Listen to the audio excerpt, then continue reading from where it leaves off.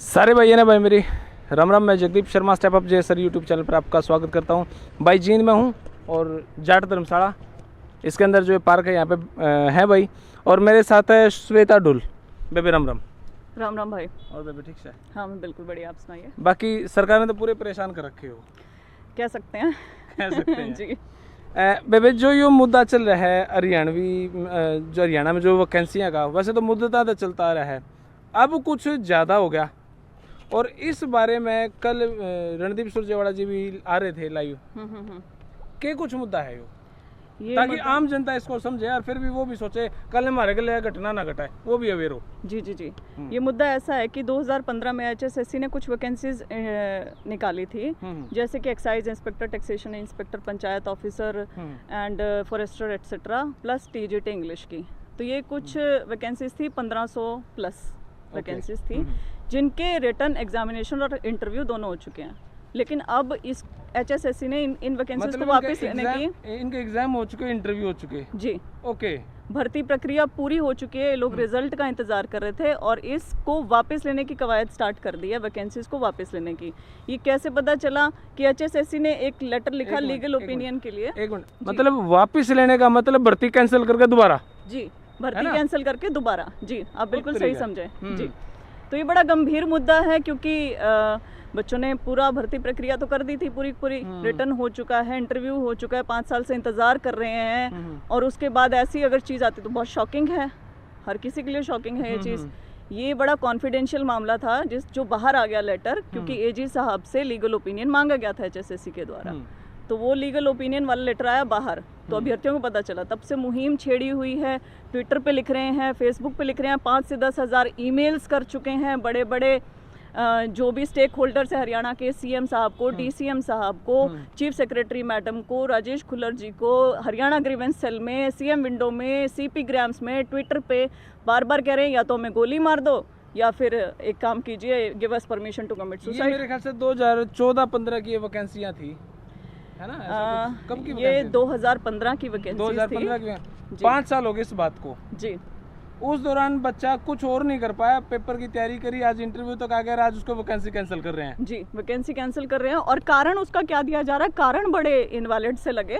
2 कारण दिए जा रहे हैं। पहला कारण ये कि भर्ती क्राइटेरिया बीच में चेंज हो गया है 2017 में, अब सोशियो इकोनॉमिक क्राइटेरिया है और इंटरव्यू अबॉलिश कर दिया गया है। ये 2017 की है, लेकिन 2015 में तो हो चुका ना एग्जाम वगैरह सब कुछ। एग्जैक्टली। जब आपको इतनी छोटी सी चीज़ समझ में आ गई तो सबको आ जानी चाहिए ये चीज़ कि जो 2015 वाली वैकेंसी है उसके ऊपर 2017 का क्राइटेरिया कैसे लागू होगा, रेट्रोस्पेक्टिव इफेक्ट कैसे लग सकता है, वो अगली वैकेंसीज के लिए लगेगा। बिल्कुल। और यदि इतने ही आप इसको लागू करने वाले थे तो जो उनके साथ वैकेंसीज निकली उनके ऊपर भी लागू होना चाहिए था, मंडी सुपरवाइजर वगैरह। दूसरी चीज इन्होंने लगा लिए हैं, वो लग गए हैं और उनके रिजल्ट आ गए, डिटेल आपको बताएंगे। चलो एक मिनट, मतलब मैं खैर किसी और वैकेंसी के अगेंस्ट नहीं हूँ, लेकिन रूल इज रूल सबके लिए सेम होना चाहिए भाई। 2015 वाले आधे बालक तो लग गए, आधी वैकेंसी हो गई, आधे पे 2017 का रूल फॉलो करो, ऐसा ही कुछ मामला है। जी जी जी। तरीका। दूसरी चीज ये कहा कि ये वैकेंसीज कानूनी दांव पेचों में फंसी हुई है। अब ये तो बड़ा हास्यास्पद सा कारण है कि कानूनी दांव पेच में कौन सी वैकेंसी नहीं फंसती है, तो इसको तो सरकार निपटे, सरकार जवाब दे, वकील ठहरा होना चाहिए। बिल्कुल एग्जैक्टली। आज मुख्यमंत्री जी का बयान भी है अखबार के अंदर, जिसमें उन्होंने कहा है कि क्योंकि ये वैकेंसीज कानूनी दांव पेचों में फंसी हुई थी इसलिए इनको वापस लेने की कवायद शुरू की हुई है। तो इसके ऊपर भी मैं जवाब देना चाहूँगी। उन्होंने ये भी कहा है कि हमारे वकीलों ने बड़े पुरजोर तरीके से अपना पक्ष रखा है, तो इसका मैं जवाब देना चाहूँगी कि कोई पुरजोर तरीके से पक्ष नहीं रखा है, क्योंकि पुरजोर तरीके से पक्ष रखने का क्या मतलब होता है? अपना जवाब तो फाइल करें। एक भी केस में एचएसएससी ने आके कोई जवाब फाइल नहीं किया है, गवर्नमेंट के किसी उसने आके कोई जवाब नहीं फाइल किया। इनफैक्ट इनके ऊपर कॉस्ट लगी हुई है, जुर्माना लगा हुआ है 5-5, 10-10 हज़ार का। तो क्या मतलब, पुरजोर तरीके का क्या मतलब होता है?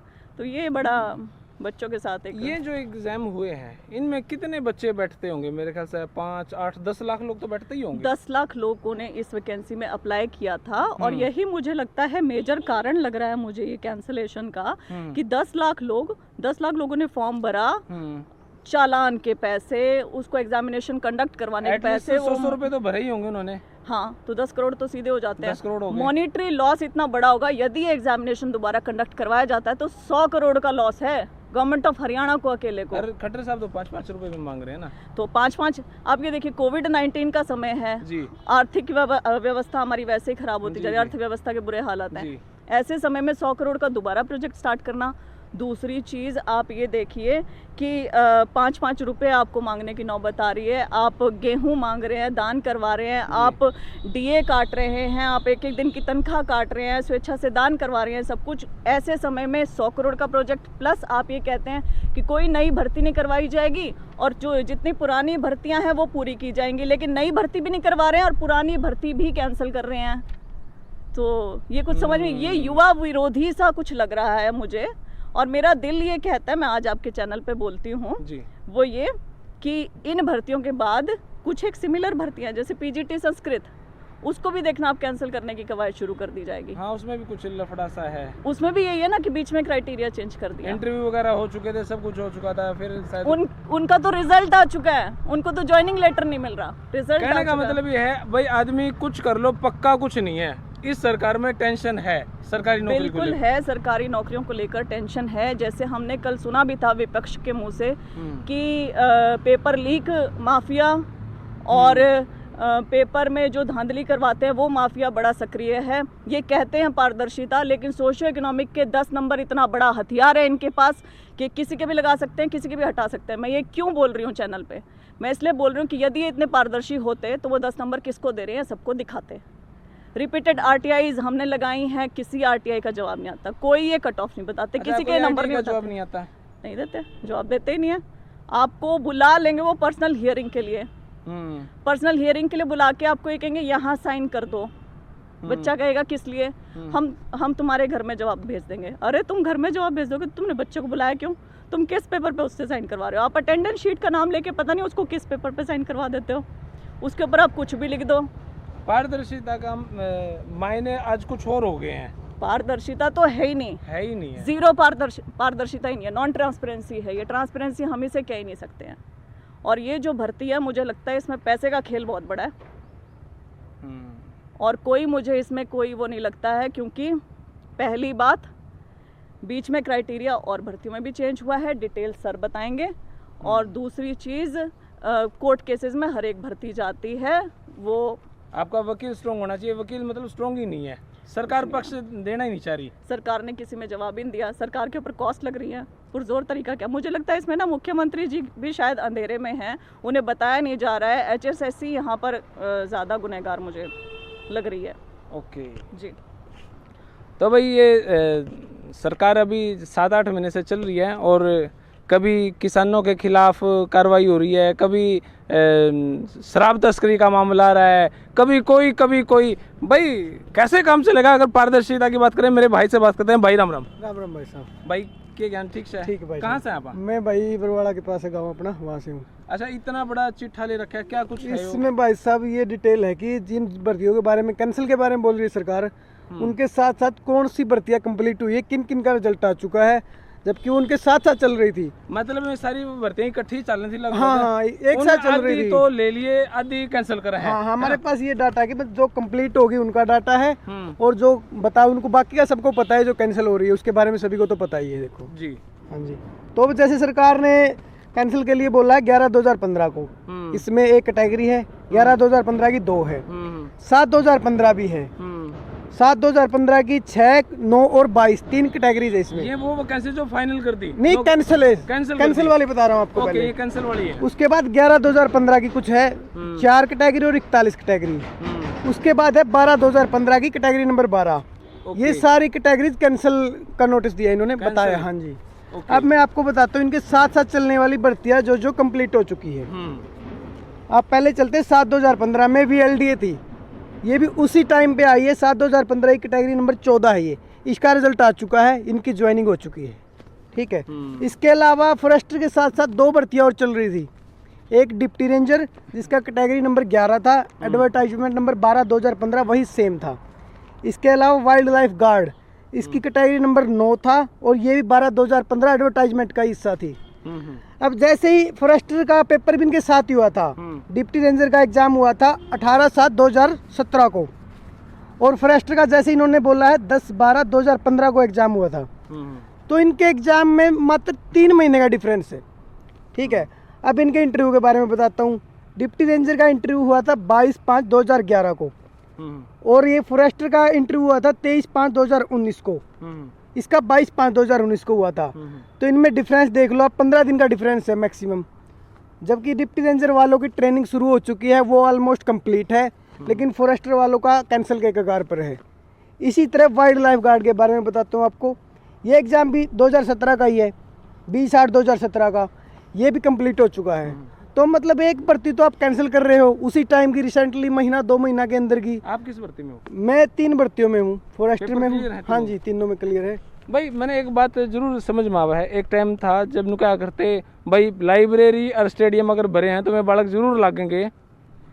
इन पढ़ने वाले बालका ने एक चीज़ और कोर्स करना पड़ेगा, वकालत का, ताकि वैकेंसी हो और ये कोर्ट में जाके बैठे और फिर अपना मुकदमा लड़ें। यो एक अलग सा कोर्स बनाना पड़ेगा। सरकार तो क्या बनाओगी, ना नहीं बनाना पड़ेगा, खुद ने सीखना पड़ेगा। ला एक और बात है जल्दी, हाँ जी, वो ये है कि कुछ एक भर्तियों के आगे, जैसे ये है स्टेशन सुपरवाइजर और क्लर्क जिला सैनिक बोर्ड, इनके आगे इन्होंने खुद लिखा है pending due to departmental clarification. यहाँ कोई पेंडिंग लिटिगेशन नहीं दिखा रखी है, यहाँ ये दिखा रखा है कि डिपार्टमेंट की तरफ से क्लैरिफिकेशन नहीं मिली, इसलिए कैंसिल कर रहे हैं। किसका काम है वो? सरकार का है। इनको ज़रूरत होगी 5 साल पहले इतनी वैकेंसीज की, तभी तो निकली होंगी। 5 साल से तो वो डिपार्टमेंट्स इतने शॉर्टेज में चल रहे हैं। बेरोजगारी वैसे ही हरियाणा में चरम सीमा पे अब 50% से अधिक हो चुकी है हरियाणा में बेरोजगारी, जो बहुत ज़्यादा है। युवा इतना ज़्यादा परेशान है, फ्रस्ट्रेटेड हो गया, परेशान गया, फ्रस्ट्रेटेड हो हाँ गया। फ्रस्ट्रेटेड हो चुके हैं युवा, इतना ज़्यादा परेशान, इतने ज़्यादा ऐसा चल रहा है माहौल। और उसके ऊपर यदि आज ऐसा कदम उठा लेती है सरकार, तो ये बहुत बुरा उदाहरण बन जाएगा हरियाणा के लिए। बच्चों का मन ही उठ जाएगा पढ़ाई से। उन्हें यही नहीं पता होगा कि किस स्टेज पे जाके कौन सी भर्ती कैंसिल हो जाए। क्या पता वो इंटरव्यू तक पहुंचे और कैंसिल हो जाए, क्या पता उनका रिजल्ट भी आ जाए। पीजीटी संस्कृत 17 महीने से बैठे हैं, ज्वाइनिंग ही ना हो। ज्वाइनिंग, सही बात। तो ये उदाहरण ठीक नहीं है ना, ये लोगों का विश्वास उठ जाना, ये ठीक नहीं है भाई। मुद्दा बड़ा गंभीर है यो। और जब शुरू में देखो, ऑनेस्टली यार मैं कोई पत्रकार नहीं हूँ, लेकिन फिर भी एज ए यूट्यूबर फिर बात क्या करूँ मैं। जब यह बीजेपी शुरू में आई हरियाणा में, पूरे देश में, तो उन्होंने लगा भाई फेयर काम होगा और सब कुछ बढ़िया होगा, लोगों के पढ़ने का उत्सुकता हुई, लाइब्रेरी भर गई, सब कुछ भर गया। अब लोगों के दिमाग में टेंशन है इस बात की, ना यार पेपर होंगे नहीं, वो मैं तो रिजल्ट नहीं आते, रिजल्ट आवे तो उन्होंने मेरा लगेंगे कि नहीं लगेंगे, लगने के बाद भी हट जावे उसकी भी गारंटी नहीं है। भाई टेढ़ा मामला है। खट्टर सरकार अगर इस तरीके से काम कर रही है ना, तो सीरियसली मैंने अच्छा नहीं लगा। और हर जगह भाई negative negative negative negative negative, fully negative है। अब स्टेडियम भरे जाऊँ थे, लाइब्रेरी भरी जाऊँ थी, तो भी इसके अलावा ये ला का और कोर्स कर ले, ताकि अपना वैकेंसी के बाद पहले केस कर दें, हमारी वैकेंसी रुकनी नहीं चाहिए। इस टाइप का सिस्टम नहीं बनाना पड़ेगा। सरकार का सीधा स्पष्ट रवैया दिख नहीं रहा, कोई क्लैरिफिकेशन क्लियर सी दिख नहीं रही। वो के खिलाफत कर रही है, के कुछ नहीं कर रही, कन्फ्यूज़न है टोटली। 36 बिरादरी इस बात से अपसेट है। इस बात से नहीं कि कोई एक या दो या कोई चार ना, क्योंकि पेपर हर व्यक्ति देवा है, हर व्यक्ति परेशान है। किसी से भी पूछ लो भाई नौकरी का कह रहा है, यार पेपर ही नहीं हुए तो लगे नहीं लगे तो रुक गए, के कोर्ट चल रहा है, केस चल रहा है। बहुत सारी ऐसी बातें हैं, मेरे घर में भी ऐसी समस्याएं हैं। मैं कभी उसको इसीलिए नहीं लाता भाई अच्छा तेरा चैनल, तू अपने मुद्दे उठाए रख। इस बात को सरकार समझे और इस पर संज्ञान ले। मैं कोई बात अंधभक्त होकर या चमचा होकर नहीं करा करता, जो बात दिखा है वो मैं उठाया करूं। और बड़ी अजीबोगरीब हालात चल रहे हैं। पिछली बार कितनी सीट थी, अब कितनी है, आगे जितनी उनका डिस्टेंस रहेगा ना उतनी सीट रहूँगी, समझ गए होगे ना।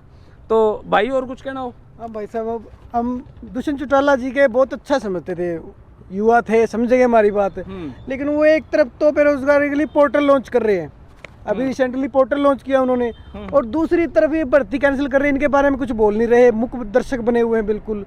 तो उनको भी चाहिए कि युवा को समझे, जिस चीज़ के लिए उनको लेके आए हैं, भागीदार बनाया लोगों ने, कम से कम फिर ये ढकोसला तो ना करे ना पोर्टल बनाने का, इससे अच्छे ये रहने तो पोर्टल का क्या फ़ायदा, जब आप रेगुलर 5 साल भटका के उनको ही नहीं लगा रहे तो इस पोर्टल का ये फ़ायदा क्या कागजों में दिखाने का। इसे अमली जामा पहनाना भी तो ज़रूरी है ना। इस बात को हम चाहते हैं कि जल्दी से जल्दी कुछ स्टेप ले वो भी। बहन जी, इन शॉर्ट क्या होना चाहिए अभी इन शॉर्ट युवाओं ताकि की युवाओं को राहत मिले और जल्दी से जल्दी हो, क्या होना चाहिए? इन शॉर्ट तो श्वेत पत्र जारी करना चाहिए। जो कल डिमांड रखी है वो बहुत बढ़िया रखी है कि आपके पास कितनी वैकेंसीज हैं, कितनी सीटें खाली हैं, कितनी आपने रोज़गार दिया है, कितना रोज़गार और देना है, कितनी कहाँ किन अधिकारियों की किन लोगों की ज़रूरत है, किस किस डिपार्टमेंट में, वो सब होना चाहिए।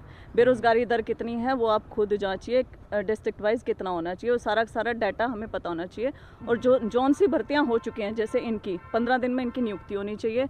जिनकी ज्वाइनिंग मतलब जिनका रिजल्ट आ चुका है उनकी ज्वाइनिंग 10 दिन के भीतर भीतर होनी चाहिए। और जिनको निलंबित किया गया है, बहुत सारे लोग निकाल भी तो दिए, उनको भी वापस रखे जाना चाहिए। तो थोड़ा युवा के प्रति दिखाएगी सरकार, विश्वास दिखाएगी तो युवा भी सरकार के प्रति विश्वास दिखाएगा ना। वो म्यूचुअल रहता है। वो एक जगह से एक्सपेक्ट करें कि आप हमारे ऊपर विश्वास करें और दूसरी जगह से आप खुद उनके लिए कुछ ना करें, युवा विरोधी आप काम करते जा रहे हैं, उसके बाद पोर्टल लॉन्च करें, कुछ लॉन्च करें, कहाँ विश्वास रहेगा? तो भाई विश्वास बनाना बड़ा मुश्किल काम हो रहा है भाई सरकार खातर। सच्ची बात है। मैं बहुत जगह घूमूँ हूँ, लोगों से पूछूँ राय ऑफलाइन, तो लोगों से नेगेटिव रिस्पांस मिल रहा है, तो बड़ा गलत सा इंप्रेशन जा रहा है। और आम जनता इस वीडियो के बारे में और इस राय से अलग वो क्या राय रखे हैं भाई, कमेंट बॉक्स में बताइए।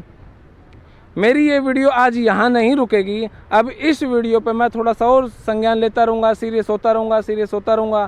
फिर लोग कुछ कहेंगे, कहते रहिए भाई, लेकिन इस मुद्दे को मैं अच्छे लेवल पे उठाऊँगा भाई। अब चाहे सर फूटे या माथा हाँ कर ली। धन्यवाद भाई, जय हिंद, भारत माता की।